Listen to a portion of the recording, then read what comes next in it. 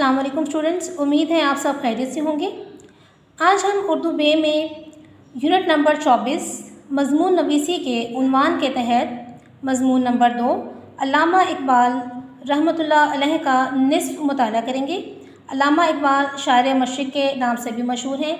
अल्लामा इकबाल ने पाकिस्तान का तसव्वुर पेश किया, इसीलिए उन्हें मुफ़क्किर पाकिस्तान या मुसव्विर पाकिस्तान भी कहा जाता है। अल्लामा इकबाल ने मुसलमानों को आज़ादी के लिए बेदार करने में अपनी शायरी के ज़रिए नहायत अहम किरदार अदा किया, और आज जो हम एक आज़ाद मुल्क में सांस ले रहे हैं उसका बड़ा हिस्सा जो है, उस कार खैर का बड़ा हिस्सा जो है, उसमें अल्लामा इकबाल का किरदार नहायत अहम है। यानी उनकी शायरी ने जो है मुसलमानों को ये एहसास दिलाया कि आज़ादी कितनी बड़ी नेमत खुदाबंदी है, और उसे हासिल करने के लिए जो है हमें तन मन धन की बाजी लगा देनी चाहिए। तो आइए इस मज़मून का आगाज़ करते हैं।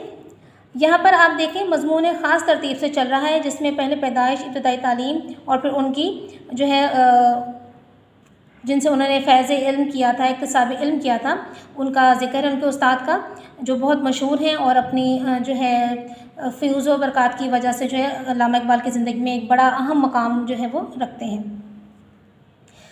और इसमें जो ये मुख्तसर और छोटे उन्वानात दिए गए हैं, आपको पहले भी बताया जा चुका है, दोबारा दोहरा देती हूँ कि ये आपने इस तरह नहीं लिखने हैं पर्चे में भी, क्योंकि आपने पैराग्राफ की सूरत में इसको लिखना है मज़मून को, यानी कि हर चीज़ का आपने पैराग्राफ बना देना है, सिर्फ आपने उसके ये मुख्तसर उन्वानात जो हैं वो नहीं लिखने।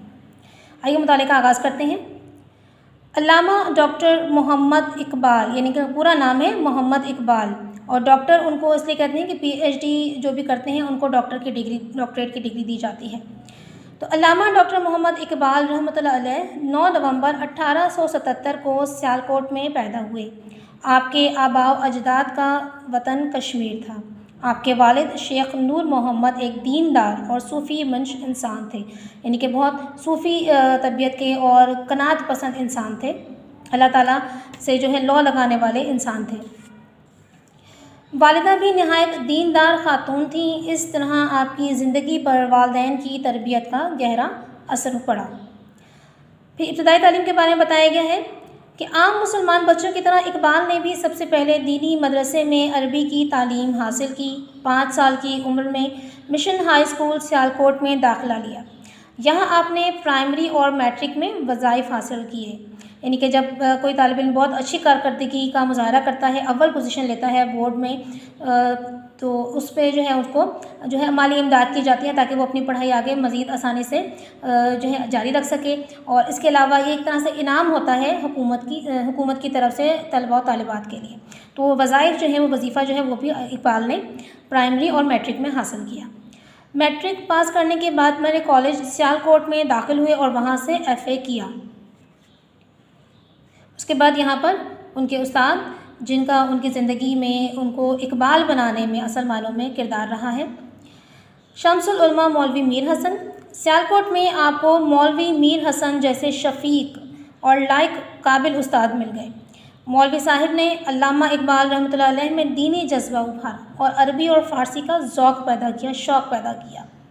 अल्लामा इकबाल अपने उस्ताद का बेहद एहतराम करते थे। आप ही की सिफारिश पर हुकूमत ने मौलवी साहिब को शम्सुल उलमा का खिताब दिया, यानी उलमा का सूरज, यानी कि इतनी ज़्यादा अहमियत थी कि जब हुकूमत ने डॉक्टर मोहम्मद इकबाल को, अल्लामा इकबाल को शम्सुल उलमा का खिताब देना चाहा उनकी खिदमत के एवज़ में, तो उन्होंने कहा कि नहीं, ये इस खिताब के ज़्यादा हक़दार जो हैं वो मेरे उस्ताद मोहतरम मौलवी मीर हसन हैं। तो फिर उनकी सिफारिश पर जो है अल्लामा इकबाल के जो उस्ताद हैं मौलवी मीर हसन, उनको शम्सुल उलमा का हुकूमत ने खिताब दिया था। लाहौर में तालीम। सियालकोट से FA करने के बाद अल्लामा इकबाल रहमतुल्लाह अलैह आला तालीम हासिल करने के लिए लाहौर चले आए। यहाँ गवर्नमेंट कॉलेज लाहौर से BA का इम्तिहान पास किया। यहीं से फ़लसफ़े में MA किया। यहाँ आपको एक अंग्रेज़ प्रोफेसर ऑर्नल जैसे लायक उस्ताद से फ़ायदा उठाने का मौका मिला। प्रोफेसरी MA करने के बाद आप कुछ अरसे ओरिएंटल कॉलेज और गवर्नमेंट कॉलेज लाहौर में प्रोफेसर रहे, यानी कि अल्लामा इकबाल ने शायरी के अलावा जो है मुदर्रिस के फ़राइज़ भी अंजाम दिए, उस्ताद की हैसियत से भी फ़राइज़ अंजाम दिए थे, जिनमें ओरिएंटल कॉलेज और गवर्नमेंट कॉलेज लाहौर शामिल हैं। लेकिन प्रिंसिपल से इख्तिलाफ़ की वजह से मुलाजमत छोड़ दी। اس میں بہتری تھی، اگر آپ یہ ملازمت نہ چھوڑتے تو پھر علامہ اقبال رحمۃ اللہ علیہ نہ بن پاتے، یعنی کہ اگر درس و تدریس کے پیشے سے وابستہ رہتے تو شاید شاعری پر وہ توجہ مرکوز نہ کر پاتے کہ آج ان کی شاعری کی وجہ سے ہم ایک آزاد ملک میں سانس لے رہے ہیں۔ اس دوران میں آپ شعر و شاعری بھی کرتے رہے، لیکن ابھی زیادہ شہرت حاصل نہ ہوئی تھی کیونکہ آپ کی توجہ بٹی ہوئی تھی، اور جب آپ مکمل طور پر شاعری کی طرف راغب ہو گئے تو پھر ان کی شہرت جو ہے وہ بام عروج کو پہنچ گئی۔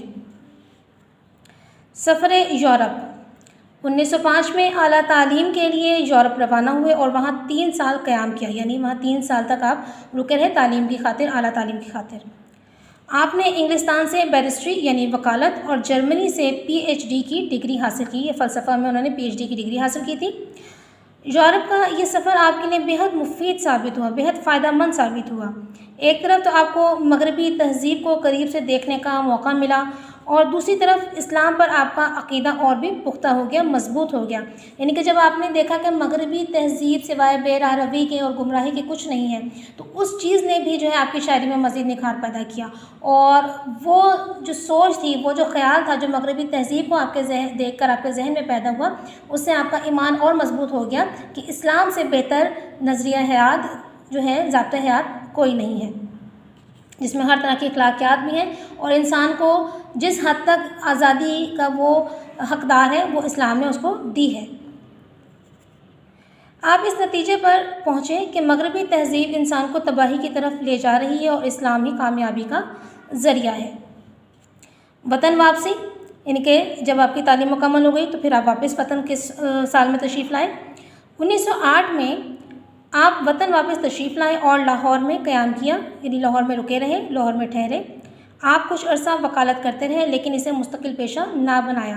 اب یہاں پر آپ کے سامنے علامہ اقبال کے کردار کے، ان کی زندگی کے 2 مزید پہلو اجاگر ہوئے کہ ایک تو انہوں نے درس و تدریس کا جو ہے وہ فریضہ بھی انجام دیا، اور اس کے بعد وکالت کا کام بھی کرتے رہے، یعنی کہ وہ محض سے شعر و شاعری نہیں کرتے تھے بلکہ ان کی زندگی بڑی باضابطہ انداز میں آگے بڑھتی رہی۔ آپ کا اصل میدان شاعری تھا، جسے آپ نے مسلمان قوم کو بیدار کرنے کے لیے، جگانے کے لیے، اب یہاں بیدار کرنا محاورتاً بات ہے، یعنی کہ آزادی کا احساس دلانے کے لیے استعمال کیا۔ آپ نے شاعری کے ذریعے مسلمان قوم میں ایک نیا جوش اور جذبہ پیدا کر دیا، یعنی وہی جوش و جذبہ جس کے تحت مسلمانوں نے قائد اعظم کی قیادت میں 7 سال کے مختصر عرصے میں ایک آزاد ملک پاکستان حاصل کر لیا۔ تو یہاں تک آج ہم اپنا نصف مطالعہ کریں گے۔ اگلے سبق تک کے لیے جو ہے اجازت دیجیے، اس سبق کو آپ نے اچھی طرح سے ذہن نشین کرنا ہے۔ اجازت دیجیے، اللہ حافظ۔